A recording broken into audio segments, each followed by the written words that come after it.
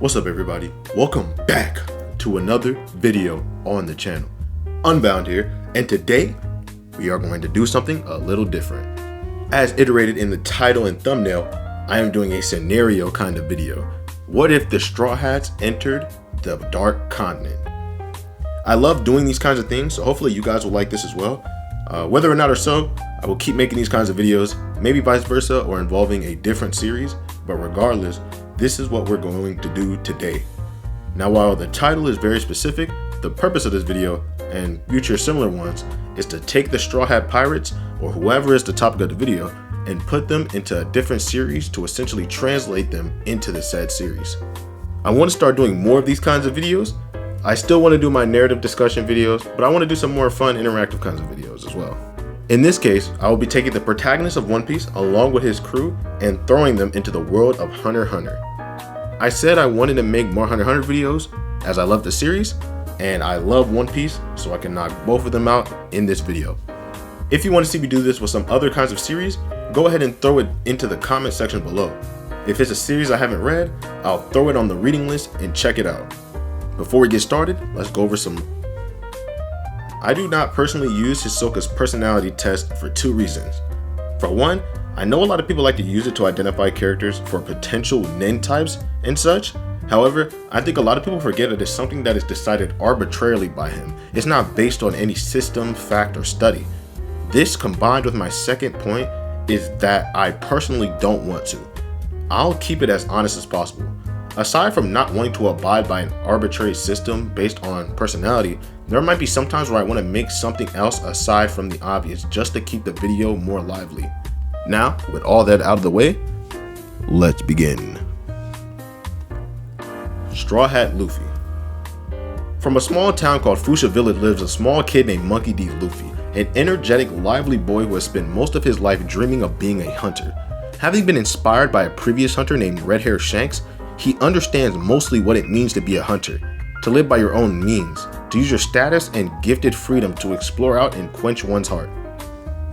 After training for the hunter's exams and succeeding with his powerful strength developed from the forests of Fuchsia Village, he becomes a treasure hunter to look for what has come to be known as the One Piece. A powerful man named Gold Roger has left his treasure somewhere in the world and is awaiting to be found.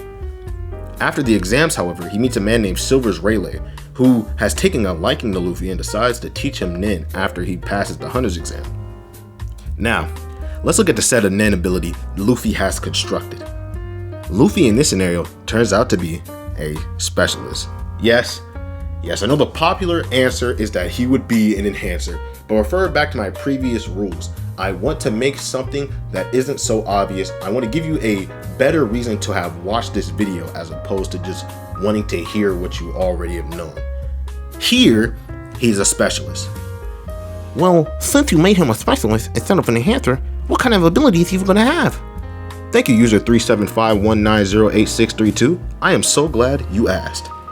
Would you believe me if I said I not only gave Luffy 3 abilities, but one of them is on the opposite side for a specialist? Call me crazy. Just like my video, wet my socks. I did. I gave him 3 abilities and one of them is an enhancer ability as well.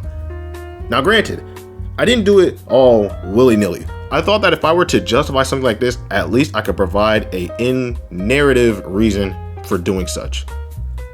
As Luffy was learning nin, he already had an ability in mind for his enhancer. However, in finding out that he was a specialist, he had a terrible gripe with the idea that he had to change and now focus into specialization more than anything. As a means of circumventing this, he made a simple specialist ability. However, I think that it would be more organized to go over the enhancer ability that Luffy wanted so bad first. Heart of the Century. This enhancer ability focuses on enhancing the rhythm of Luffy's heart, and at different heart rates improves a certain characteristic of Luffy's form. At first gear, it enhances Luffy's elasticity, enabling him to stretch. This one doesn't need too much explanation. You guys know Luffy. In fact, you guys know Luffy. Gear 2nd and 3 operate mainly the same, enhancing the blood flow for Gear 2 and his size for Gear 3. Gear 4 was a tougher one, but I simplified it to just enhancing his rigidness, not only making him more tankier, but also at the cost of shrinking his natural stretching range, he can compress his stretchy body, and due to him going against his rigid body, he can relax and shoot it out much faster, much harder. Now, let's go over some conditions now that we have the base ability understood. Passively, Gear 1 is the only consistent gear in this ability. It's the only one that works past his heart rate. The other abilities only work at their designated heart rates. With that being said, at the highest rates Luffy can tap into, he has Gear 5.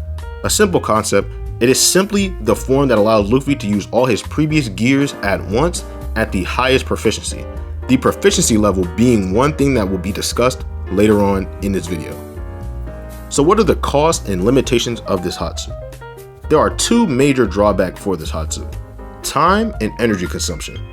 For one, Luffy can only stay within each form for 3 minutes max. In Gear 5, this is drastically shrunk down to 1 minute. And this is due to a multitude of reasons. For one, Luffy spends his aura for regulation.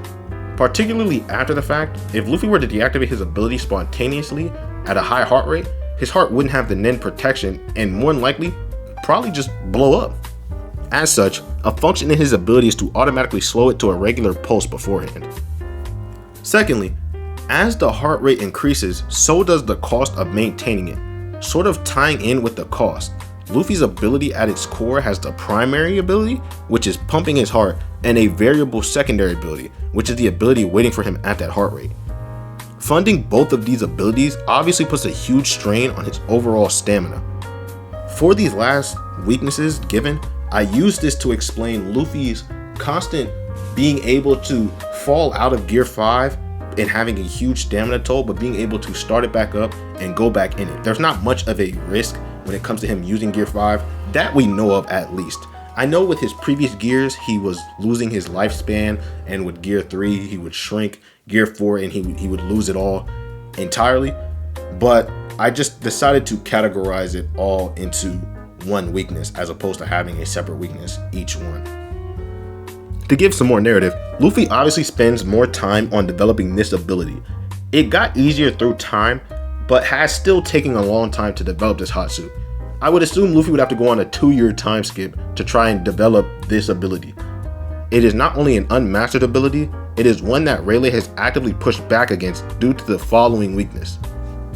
After Luffy's heart rate slows again, he is rendered in a state of Zetsu for 1 minute and 30 seconds, leaving him helpless in the time frame if the fight isn't over by then. Since the gears operate on the same time, he could use any gears during the 3 minutes.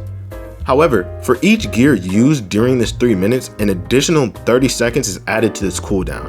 For example, if Luffy taps into Gear 1, he could use it for 3 minutes and has a cooldown of 1 minute and 30 seconds. However, within that 3 minutes, if he goes into Gear 2nd, that is an additional 30 minutes, making it 2. And in Gear 3rd, 2 minutes and 30 seconds, and etc, etc. Gear 5 cannot be tapped into if he doesn't have 1 minute and 5 seconds left on his timer. The 5 seconds being the time it takes to regulate his body before deactivation. Adversely, Gear 5 has its own limitation. There is a 1 minute margin after each form that Luffy is able to continue within that form at the cost of taking 12 hours off his lifespan each time he does it. For example, if Luffy taps into Gear 1, he can use it for 3 minutes. However, he can use it for an additional minute after the 3 minute timer at the cost of 12 hours off of his lifespan. Of the case of Gear 5, not only does this double to a full day, but also extends his Zetsu timer by 1 minute. For Gear 5, he could take this drawback a total of 3 times, maxing out at removing 3 days from his lifespan and 4 minutes and 30 second cooldown. The additional minute including the initial minute cooldown before he taps into this excess time. And that's his enhancer ability. Now you might be asking, Unbound, you spent most of this video on his enhancer ability, and for some reason you still made him a specialist. Why would you even make him a specialist? We tried to tell you he's an enhancer, and you made him more extra for no reason. Thank you, user 375-190-8632. I'm glad you asked again. On a serious note, I know how easy it is to make an enhancer ability, as shown with what I just showed. I just wanted to take a different direction with the main character of a series that I love. Coping aside, what of his 2 other abilities? Before we get to his specialist ability itself, let's get this one out the way. It's a manipulator ability. Settle down, user 375190862. Relax. I call it the Drums of Liberation. Now hear me out. I just thought this was a cool add-on one. It's not even that crazy. And I want to incorporate different abilities for Luffy because I think you can make an ability for him on each category of the Nen chart.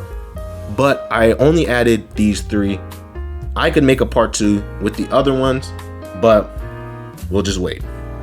I'll see how you guys react to it in the comments. And if so, I'll make a part 2 to Luffy and incorporate the other Hatsus on this ability. Mainly with this ability, I wanted to include Luffy's uncanny prowess to make friends that would fight for him and in his name. And this ability is to represent that. It's right next to the specialization on the chart, so it wouldn't be too hard. But essentially, it's only active when Heart of the Century is active.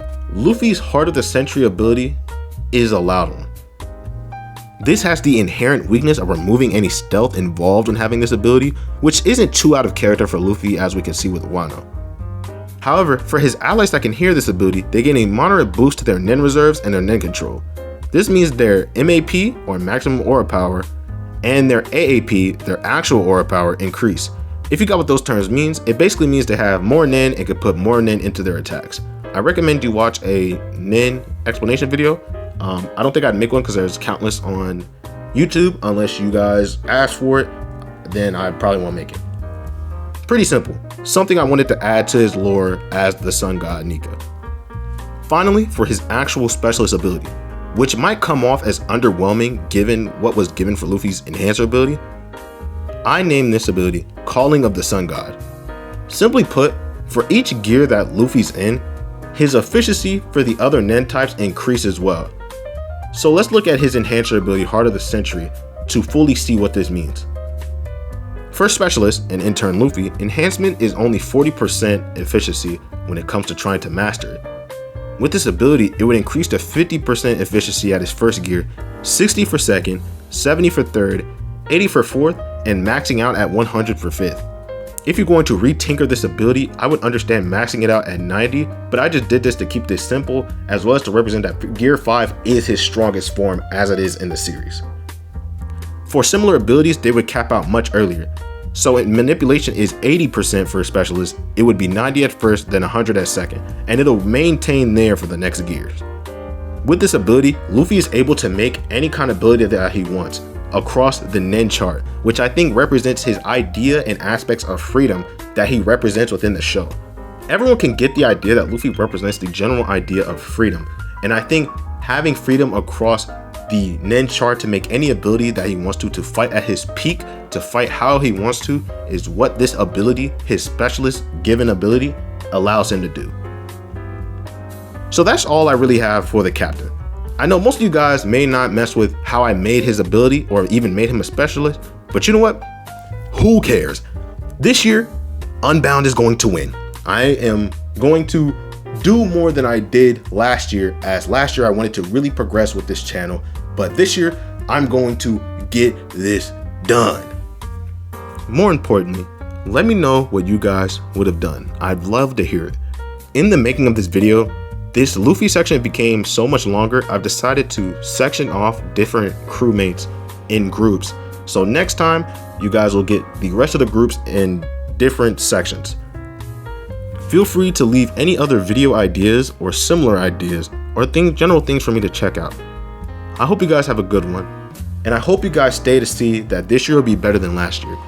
I hope that you guys can proceed to have tremendous growth this year for yourself, and we can grow together. I might not be able to see your growth, but I hope that you can look back at my channel at the end of the year and compare to your goals and feel that there has been a step up in quality. And I want you to believe in yourself and continue to do that. You guys have a wonderful day. See you later.